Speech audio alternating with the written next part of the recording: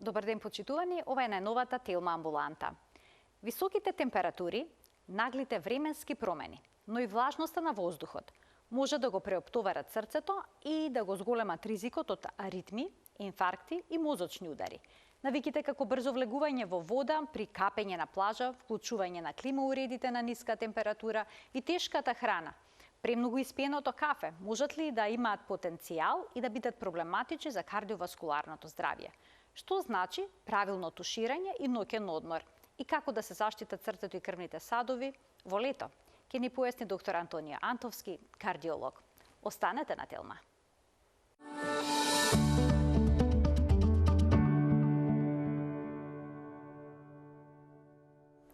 За жештините и ризиците за срцето и крвните садови денеска зборуваме со доктор Антонија Антовски, кардиолог од градската општа болница 8 септември. Докторе, добре дојдовте повторно во Телма амбуланта. Добар ден. Добар ден, добро венето. Летото го поврзуваме со релаксација и одмор, но за кардиолозите тоа значи зголемен обем на работа и интервенции. Па зошто покачените надворешни температури представуваат товар на некој начин и предизвик за срцето и крвните садови? Одржувањето на стабилна температура на телото е од витално значење. Значи, сите процеси во организмот, ензимски, на ниво на клетката, све што се случува, бара една стабилна температура. Знаеме, околу 37 степени. Доколку тоа не е случај, прегревањето доведува до нарушување на тие процеси во организмот и нема дел на телото, нема клетка во телото на кој што зголемената температура не прави проблем. За да се заштити, телото има два основни механизми. Едниот е преку оддавање на топлината преку кожата со ширење на крвните садови. Значи, малите крвни садови во кожата се прошируваат и на тој начин директно ја оддаваме топлината. Видете, кога велам мали крвни садови, збориме за километри капилари, бидејќи кожата е најголемиот орган во човечкото тело. Голема површина. Кога ќе се расшират тие крвни садови, крвта од натрешноста на телото се преместува на краевите, на периферијата, под кожата. За тоа да биде овозможено, срцето сега треба дополнително да вложи напор, да чука побрзо, за да овозможи побрзо движење на крвта. Па физиолошки вели во просек 2 до 4 пати се зголемува протокот на крвта низ циркулацијата кога сме изложени на топлина, на висока температура. Здравото срце тоа може да го толерира, но ако има претходно некои проблеми, например срцева слабост, коронарна болест, тоа веќе е екстра, дополнително голем напор за срцето и за крвните садови. Другиот начин на оддавање на топлината е преку потењето. Значи, знаеме, кога сме изложени на топлина, на жештина, се потиме. Со потта оддаваме топлина. Па има некои податоци кои што велат дека во една лажичка кафена, пот ако се собере, телото ќе се олади за 2 степени. Сега една кафена лажичка, верувајте, ние кога сме активни, посебно на топло, профузно се потиме, губиме голема количина на течност. Проблемот е ако е влажноста на воздухот голема, што може да биде е карактеристика на нашата клима. Кај големата влажност, оддавањето на топлината преку потењето е намалено. Че видите, имаме два механизми преку кои телото се лади. Ако нема соодветни услови, тогаш тие механизми не успеваат да го оладат телото и доаѓа до прегревање. Прегревањето значи нарушена функција на целото тело, на сите можни органи што ќе ги замислите. Ако дојде до повисока температура телесна, имаме сончаница или топлотен удар. Тоа значи дека телото веќе не може да функционира. Виталните процеси се нарушени и ако не се на време реагира, може да заврши и со смрт. Значи, не е проблем само високата температура надворешна, туку и влажноста на воздухот исто така може да представува предизвик за целиот организам. А што е со наглите временски промени? Кога има температурни разлики во текот на еден ден или пак во текот на една недела?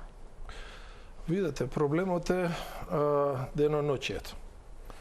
Кога збориме за повеќе денови, тоа е период кој што телото има време да се адаптира, да се аклиматизира. Меѓутоа, дневните варијации се проблем, затоа што телото едноставно е во конфузија. Еве да земеме еден пример. Влегуваме во оладена просторија.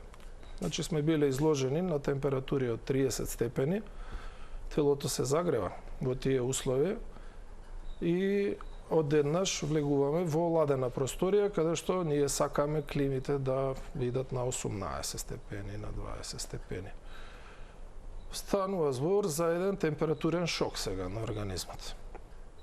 Кожата, ќе се повтораме, најголемиот орган. Одеднаш е изложена на ладен воздух. Ладниот воздух испраќа импулси, информации до нашиот мозок. Нашиот мозок рефлексно реагира на тој начин што вели треба да го заштитам телото сега од ладење. Затоа што тоа, видите, одеднаш нагло. Тоа во вода е уште поизразено. Ладната вода е уште поголем тригер за бурна реакција.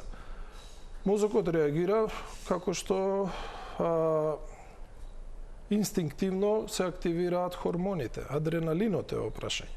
Одеднаш сега имаме вазоспазам, крчење на крвните садови во кожата. Претходно реков, тоа се километри крвни садови, кои што биле расширени за телото да се лади. Одеднаш сега добива спротивна команда. Тие се стегаат. Ако расширените крвни садови доведуваат до намалување на крвниот притисок, за да олеснат срцето, полесно да работи, сега одеднаш имаме скок на крвниот притисок, срцето кое што претходно имало задача да работи побрзо, да прави поголем дотур на крв, одеднаш на тој постоечки напор му даваме уште еден напор. Се стегаат крвните садови, притисокот се качува и срцето кое што веќе работи со полна пара, сега одеднаш има плюс напор, високиот притисок. Факт ќе се повторам, кај здравото срце тоа може да не биде проблем. Секако ќе почувствуваме неудобност. Знаеме, кога ќе влеземе во ладна просторија, телото почнува да се тресе. Еден од начините на кој што реагира мозокот е вика јас треба сега да го загреам телото. А телото, внатрешноста е веќе загреано. Само кожата е оладена. Значи, еден хаос од спротивставени информации кои што доаѓаат нормално од мозокот. Кај што телото е толку збунето што нема начин, време соодветно да реагира. Што тоа значи? Тоа значи за болните треба да бидат луѓе вклучени климауредите, кај оние кои што видете, имаат некаков оптимална проблем? температура зависи и од здравствената состојба. Значи, помладите луѓе сакаат да бидат во пооладена просторија. Просторија во која што мируваме, кај што гледаме телевизија, кај што не сме активни, 22 до 24 степени е сосема пријатна температура кај што телото нормално функционира.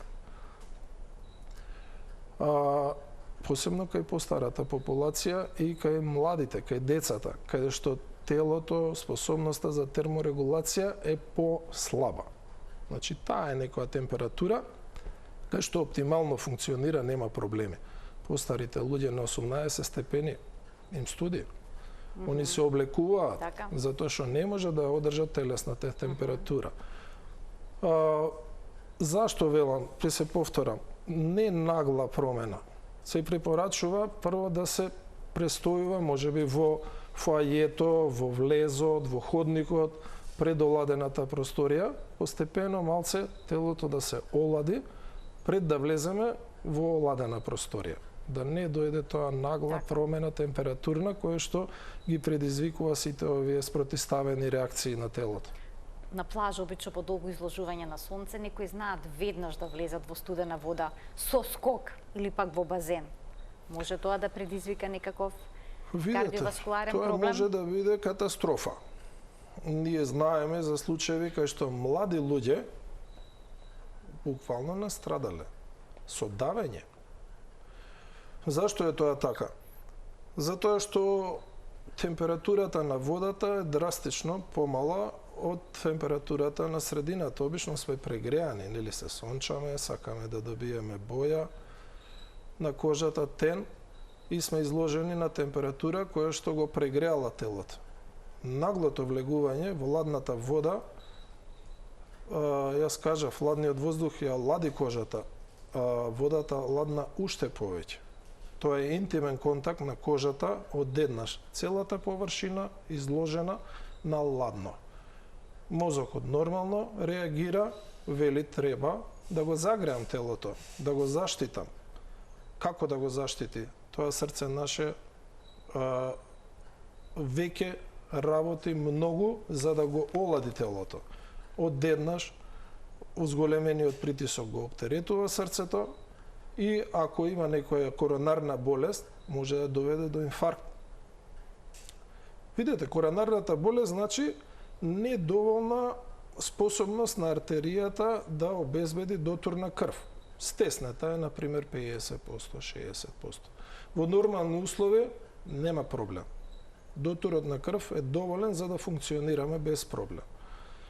Одеднаш, скокајќи во ладно, скока притисокот, срцето, ако имало фреквенција 120, сега ќе ја зголеми уште повеќе фреквенцијата. И што се случува? Дотурот на крв не е доволен на потребите на срцевиот мускул и имаме појава на инфаркт. Кога скокаме во вода, обично дали на нозе, дали на глава, видите, прави разлика. Допирот на ладната вода со торзото, градниот кош, рефлексно предизвикува рефлекс на вдишување. Што се случува кога ќе се најдеме скокајќи на глава со главата под вода? Телото следи после главата, торзото испраќа сигнал да вдишеме воздух.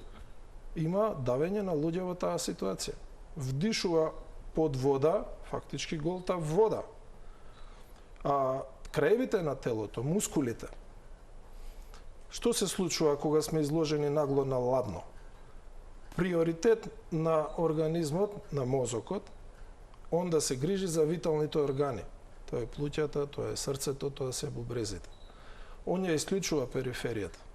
Преку спазам на крвните садови го намалува дотурот на крв и одеднаш здрави луѓе, добри пливачи, немаат сила да испливаат од вода. Буквално кажуваат, се удавил човек кој што е добар пливач, затоа што во моментот неговите мускули не реагираат соодветно. Мозокот ги исклучува. Затоа се препорачува внимателно влегување во ладна вода, со постепено ладење на телото. Значи, тоа го практикуваме малтене сите, со ладење на рацете, ладење на кожата на градниот кош, на лицето, постепено да се прилагоди телото на температурата пред да влеземе во водата. Ако случајно паднеме, се случува од карпа, од чамец, се препорачува кратко време да лежиме на водата. Че видите, тоа е период кога телото е во толку збунето што не знае како да реагира. А дали да плутаме всушност на површината, буквално, така? да возможиме дишењето да се смири, малце да се олади телото, да се сите тие спротиставени информации што доаѓаат до мозокот да се смират, за да може да не ни се случи катастрофа. Докторе, кога е топло времето, поникогаш пред спиење сакаме да се истушираме со ладен туш. Може ли тоа да представува проблем, бидејќи сега тука нема таква загреаност како што има на плажа под сонце? Едноставно се чувствуваме лошо. Ладната вода во моментот ќе не олади. Чувството е преку кожата.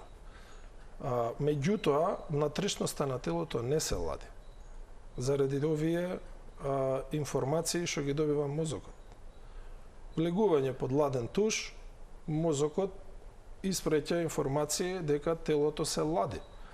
Предизвикува процеси. Истиот механизам, видите, опрашање е физиологијата на телото, еден процес на еволуција. На тој начин се заштитуваме од тие влијанија.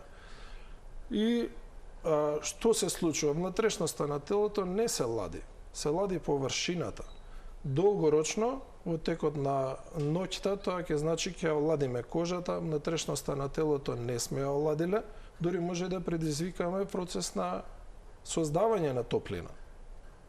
Затоа што мозокот смета дека телото е изложено на ладно и генерира топлина. Така да не ни овозможува да го оладиме телото. Се препорачува, значи, со млака вода. Што значи тоа млака вода? 26-28 степени, видите, до нашата телесна температура од 37, тоа е ладење и ќе ни овозможи чувство дека ни е ладно. Значи и на таа температура ние чувствуваме свежина и се ладиме. Меѓутоа возможуваме телото постепено да се лади, а не тие ладни тушеви што сакаме директно на температурата, не знам, во системот ако е 12 степени, 15 степени или 18. А што е со ладните пијалоци? Никогаш знаеме да земеме пијалок и чашата да е полна со лед. Некој велат кој е топло, подобро да си спие чаша млак чај. Сега каде е тука вистината? Видете, тоа е во источната култура, нели, пиење на топли напитоци. Проблемот е кај нас влажноста. Значи, они ја балансираат температурата на телото со околината, постепено го ладат телото со оддавање на топлина преку потењето. Кога имаме влажност, тој механизам тука не помага, затоа и кај нас не се практикува пиење на топли пијалоци.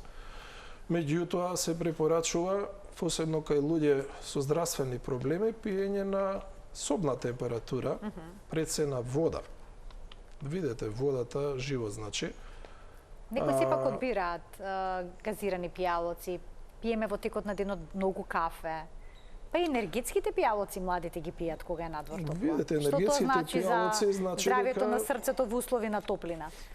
У принцип сите енергетски пијалоци имаат кофеин. Тоа е и активната супстанца која што е стимулансот. И некои други, ајде да речем. Кофеинот стимулира забрзана работа на срцето. Може да го зголемува притисокот. Во топлите месеци апсолутно може да биде контрапродуктивен, затоа што генерира создавање на топлина, а делува и како диуретик. Значи, знаеме дека кафето стимулира мокрење. И затоа се препорачува, ако сакаме да пиеме кафе, да пиеме доволно течности, вода.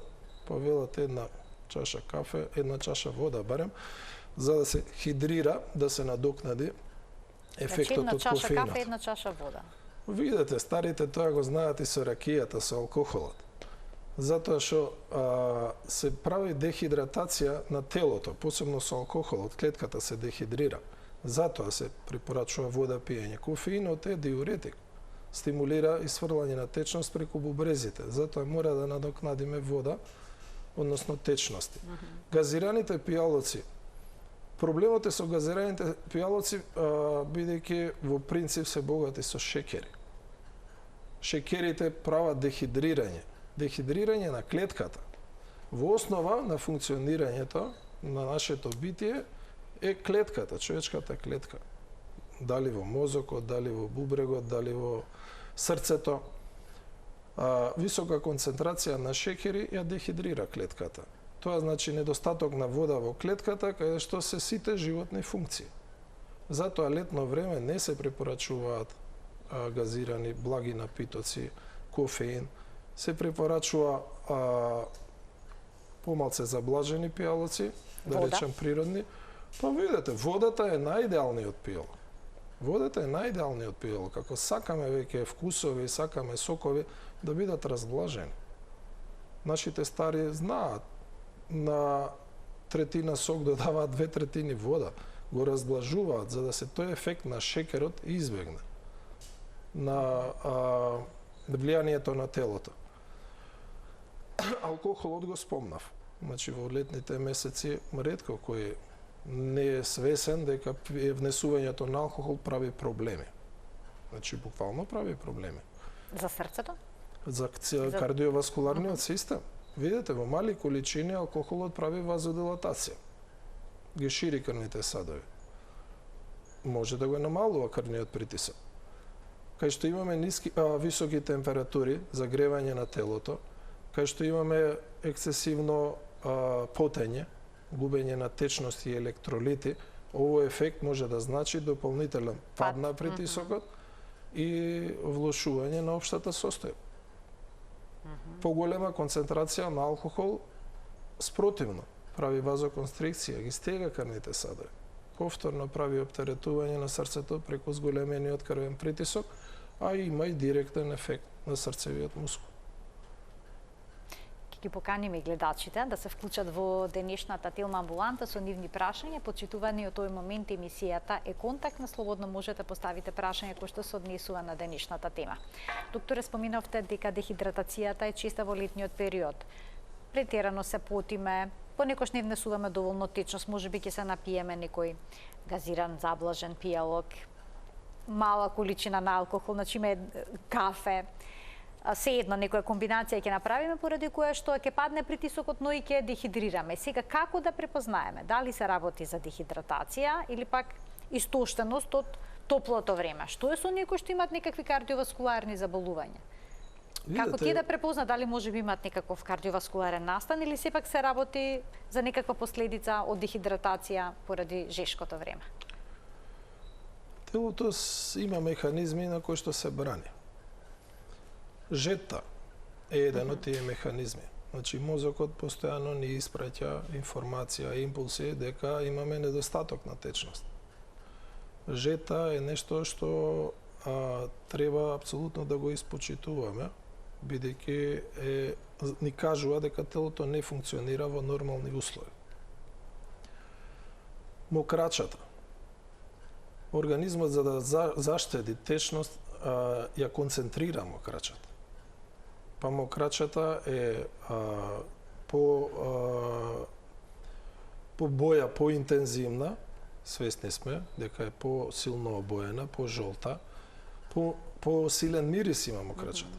Тоа е исто начин телото да ни каже дека треба да внесеме течности. За жал, други механизми, за да не опомене, нема. Симптомите се тие што ќе ни кажат.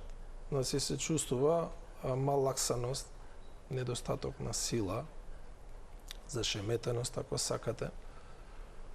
Па затоа доаѓа во летните месеци, ако не се тие симптоми испочитуваат и препознаат, до колапси. Значи губиток на свест. Колапсот е недоволен дотур на крв во мозокот.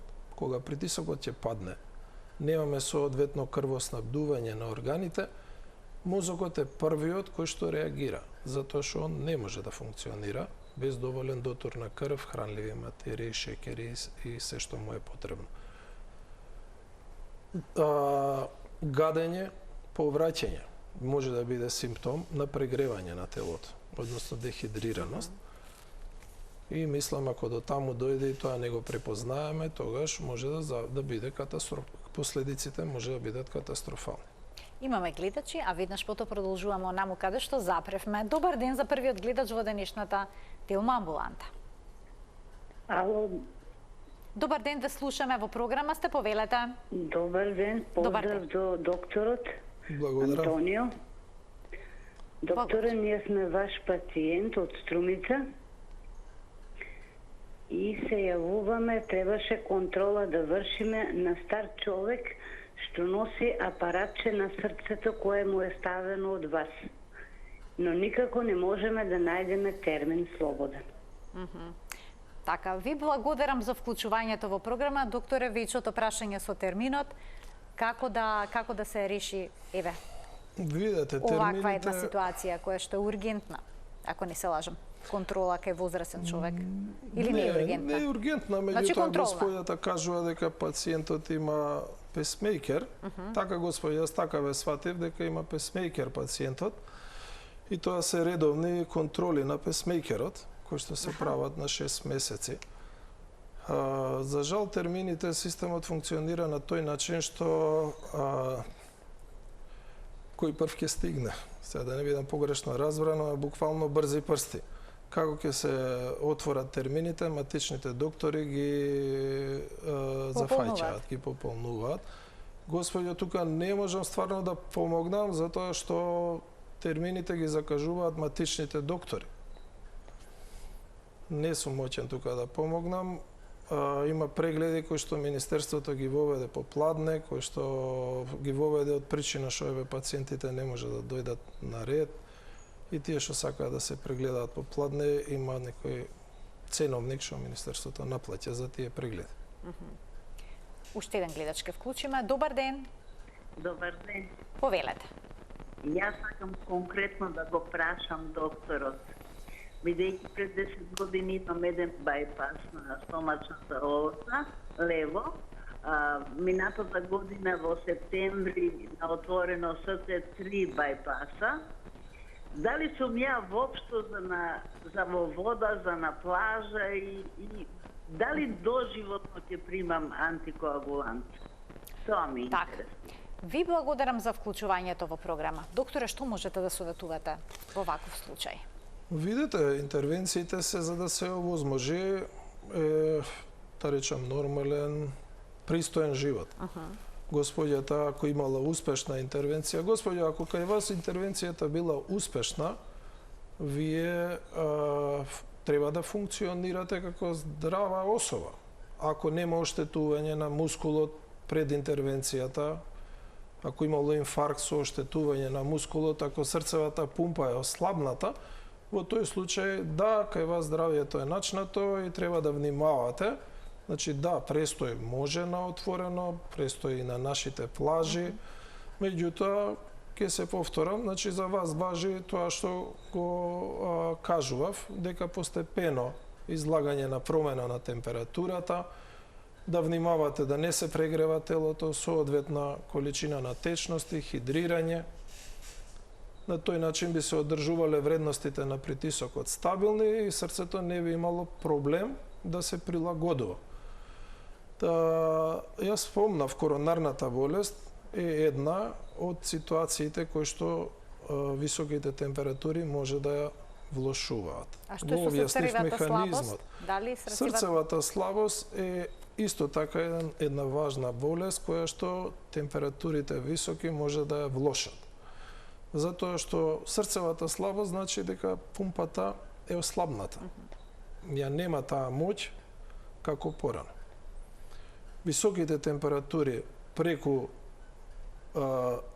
зголемената побарувачка, срцето да работи побрзо да движи крвта, може да го дополнително оптеретуваат срцето. Ако срцето е слабо, може да доведе до понатамошно влошување на состојбата. И затоа е императив многу важно овие особи да внимаваат да не се прегрее телото. Чи престојот во соодветно оладени простори, кога излегуваат надвор да бидат облечени во соодветна облека која што ќе овозможува ладење на телото, да не се прегрева, да не бидат директно изложени на сонце подолго време, че тоа не значи дека не може да излезат од домовите, меѓутоа без потреба да не престојуваат надвор на жештините. Така. Посебно не подолго време, затоа што со тоа се зголемува ризикот да се прегрее телото. Така. Господјо, рековте антикоагулантна терапија. Тоа значи терапија која што ја намалува способноста на крвта да се згручува, да не се создаваат тромби, згручување. Бајпасот, не знам, можеби не е тоа причината само за антикоагулантната, може имате некоја друга болест, некоја аритмија, поради која ја пиете. И обично кога има потреба од таа терапија, да, тоа е доживотно. Освен ако причината е одстранета, ако веќе не постои. Ајде да ги слушаме и останатите прашања од гледачи. Добар ден. Ало? Повелете, во програма сте. Ало? Ве слушаме одлично. Следете го разговорот преку слушалката. Поздрав. Значи, намалете го тонот на вашиот ТВ приемник. И само тогаш ќе можеме успешно да воспоставиме комуникација. Може? Секако, повелете. Поздрав до почитуваниот доктор и до вас. Ви благодарам. Само една консултација. Пред 6 месеци ми е вграден пейсмейкер. Дали можам да одам на море и како да се однесувам? Така, ви благодарам за вклучувањето во програма. Докторе, што советувате? Пейсмейкерот е апаратче кое што ја снима работата на срцето и ако има проблем, нема импулси, не се пренесуваат импулсите, тоа го прави песмейкерот. Господјо, вие со песмейкерот сега функционирате нормално. Тоа е целта на апаратчето, јас тоа исто го работам, да може да имате нормален живот. Песмейкерот не бара некој посебна грижа, освен, знаете, поставен е под кожата, непосредно, сега во зависност, тие особи што имаат поголемо масно ткиво, песмейкерот е под лавокот, тие што имаат помалце масно ткиво под самата кожа, тоа значи дека може да биде изложен на влијанието на топлината на сонцето. Не е од воздухот, меѓутоа директно загревање од сончевите зраци, така да се препорачува кога се сунчате да го покриете местото, да не биде директно изложено на загревање. Значи, буквално не се плашете, со песмейкерот нормално функционирате. Значи, слободно може да се отиде на еден летен одмор. Слободно, значи, видите, целта е на сите тие направи што ги градуваме, да обезбедиме сега нормален живот. Ајде да слушнеме о продолжение на емисијата уште едно прашање од гледач. Добар ден. Дали го имаме гледачот на линија? Ало? Добар ден, ве слушаме одлично, повелете. Добар ден, Бранко на телефон, поздрав до докторот, пациент сум од Благодарам. 2015 кај него. Така. Уствари да, 2015, меѓутоа тогаш што немаше правење стентирање, во 8 септември ми препорача на клиника. Доктор Јовковски ми стави гради стент. После 5 години повторно бев на за стентирање, меѓутоа не ме стентира, само плаки имаше. 3 плаки. Добро. Пијам Копренеса од 4 милиграми, Купетот и ова како се викаше другото, кардиоперинот, мислам тоа редовно. Тие ги користам лекарства во моментот, меѓутоа сега имам само на нозете чувствувам на прстите трпнење кога станувам и тоа сега за сега. Дали се уште таа терапија да продолжам редовно да пијам или да се јавам повторно на кардиологка и лекарот, доколку може? Ви благодарам за вклучувањето во програма. Докторе, што можете советувате, секако не можете препишете терапија во програма, но е насоки. Не, апсолутно, апсолутно да се консултирате со вашиот кардиолог во однос на терапијата. Не можам да ве советувам за терапија врз основа на информациите што ми ги дадовте. Вие имате стентове, имате коронарна болест, дали е тоа под контрола или не, зависно како се нивоата на мастите, на шеќерот во крвта, дали ви е притисокот добро регулиран, дали има на ехо промени, слабост на пумпата, последици од коронарната болест. Значи, многу работи се опрашање, не можам да ви одговорам на овој начин. Јас сакам нешто да додадам, пошто во муабетот се наметна коагулацијата на крвта, згручувањето. Во летните месеци имаме зголемена појава на инфаркти, не само заради зголемувањето на крвниот притисок и зголемената работа на срцето, односно побрзата работа на срцето, туку затоа што дехидратацијата доведува до зголемена коагулабилност на крвта. Видете, со губењето на течностите, крвните садови се празни, меѓутоа крвта е, народски кажано, погуста. Пошто крвта е мешавина од вода и клетки, грубо речено. Така да колку се тие поконцентрирани, толку е поголема опасноста од појава на згручување. Така да тоа е еден од механизмите во летните месеци што може да биде провокација, тригер за појава на инфарктите. И друг еден важен момент, тоа се аритмиите.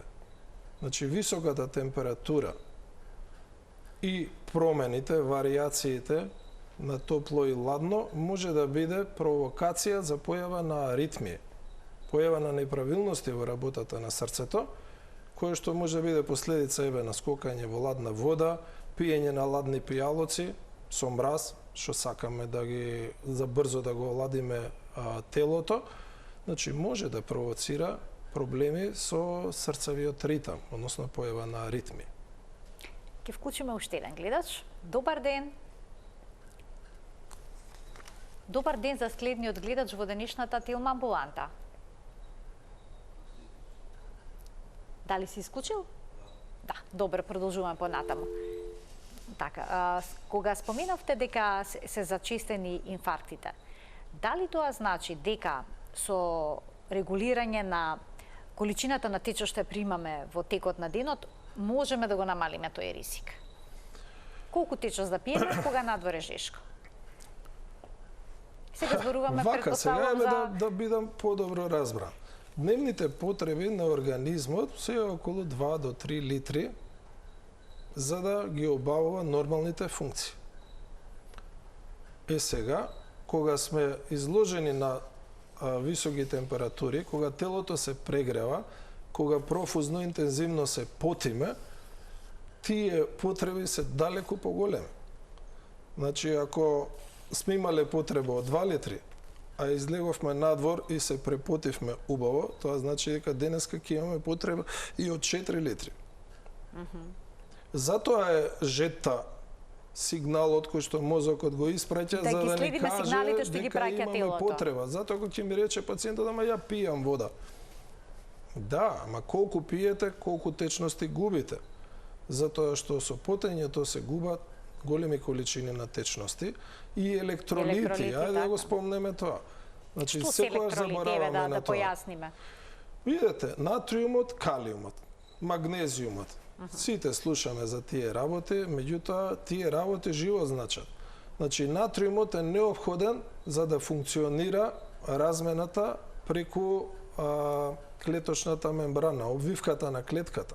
Значи, размената на материите е поврзана со натриумот. Ако профузно се потиме, имаме намалена концентрација на натриумот, тие процеси на ниво на клеточната обвивка се нарушени, пореметени.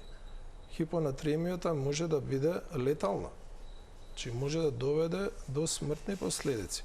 Затоа што буквално ќе посетам, клетката е основна градежна единица на било кој орган, било кој дел на телото. Калиумот, намалените вредности на калиумот доведуваат до пореметување на срцевиот ритам, спроводниот систем на срцето. Калиумот е многу важен. Изголемените концентрации и намалените концентрации се опасност. Така да мора да внимаваме да внесуваме доволно електролити. За да бидат во рамнотежа. Луѓето сакаат да прават рамнотежа со некои пијалоци, кои што читаат на разни начини, кои што често пати може да бидат штетни, во зависност кои се концентрациите, која е содржината на тие пијалоци. Видете, најубаво е природно. Овошјето, лубеницата, бананата, значи овошјето кој што ни е достапно, грозието, врши надокнада на природен начин, несуваме шеќери кои што лесно се користат, значи кои што не бараат метаболизирање. Има огромна разлика измеѓу овошниот шеќер и белиот шеќер што го внесуваме со храната. Овошниот шеќер одма се користи, без да се преработува. Телото нема никаков напор за да го користи. Така да, ладни напитоци на база на природни сокови, кои ќе речам парче лубеница, ќе внесеме и шеќер, и вода, и електролити. Зеленчукот, овошјето, тоа е извор на електролити. Така, има еден народен совет, вели во летно време, кога е топло, да не се јаде тешка храна. Може ли тоа да доведе до дополнително оптоварување на кардиоваскуларниот систем? Варењето на храната е задача број 1 во телото. Зашто? Затоа што преку храната внесуваме хранливи материи, енергија, кои што се витални, потребни за да преживееме. Така да кога ќе се најадеме, сите други процеси во организмот се ставаат во втор план. Крвта се носи во цревата, се лачат ензими кои што треба сега да ја варат храната, Тешката храна, значи, подолг процес, поголема ангажираност. Во летните месеци, кога телото е изложено на стрес ради прегреаноста, ова само дополнително ја влошува состојбата. Замислете едно тело еве што ноќеска не можело да се одмори. Се тоа да го кажеме. Ноќниот одмор нас не е период кога телото се регенерира. Се регенерира од тоа што му се случувало во текот на денот. Многу е важно ноќе да одмориме. Ако температурите се високи, што се случува летно време, ноќите се топли, и бесонни, телото не може да се регенерира. Се препорачува 24 степени да биде некоја максимална температура во која што спиеме, одмараме. Пожелно е да биде пониска. Знаеме сите дека кога спиеме во ладна просторија, стануваме одморени, освежени, па некој ќе рече јас бев на планина или бев во Охрид навечер, убаво се спие, ладно е и не ми треба поише од 5-6 сати за да бидам да станам одморен. Значи буквално потреба е на организмот да се регенерира во ноќта, ако е прегреано телото и ноќе, тоа го нема. Телото не одморило, дента му даваме храна тешка за варење, масна храна, богата со протеини. Тоа тело веќе е истоштено. Дополнително го оптеретуваме, а тоа за жал го правиме постојано. секојдневно. Видете, тоа се работи за кои што сме свесни и свесно си правиме штета на сопственото тело. Ја мислам, нема човек што не знае дека не храната што е вкусна е и здрава. Меѓутоа сите сакаме да каснеме нешто вкусно. Вкусот на храната доаѓа од мастите. Свинската маст, не знам, јагнешко, јарешко, овчо. Маста е таа што ја дава вкусот на храната. И затоа посегнуваме по вкусна храна. Затоа е најтешкиот дел. Само контролата во однос на начинот на исхрана, е веројатно најтешкиот дел. Што им препорачувате на некои што се физички активни вежбаат, а надвор е топло? Не, значи контрапродуктивно е. Физичката активност генерира топлина. Тоа е нормално, работата на мускулите е поврзана со создавање на топлина. Нели знаеме кога ни е ладно, телото се тресе. Тоа тресење е буквално контракција на мускулите кои што на тој начин создаваат енергија, топлина. Така телото се загрева. Така да не, кога условите не дозволуваат, не се препорачува физичка активност. Може би во раните утрински часови, може би навечер кога ќе паднат температурите, кога ќе се олади воздухот, или може би во простории кои што се соодветно разладени, па да се практикува физичка активност. Инаку изложеност на телото на 30 степени и физичка активност, тоа е контрапродуктивно.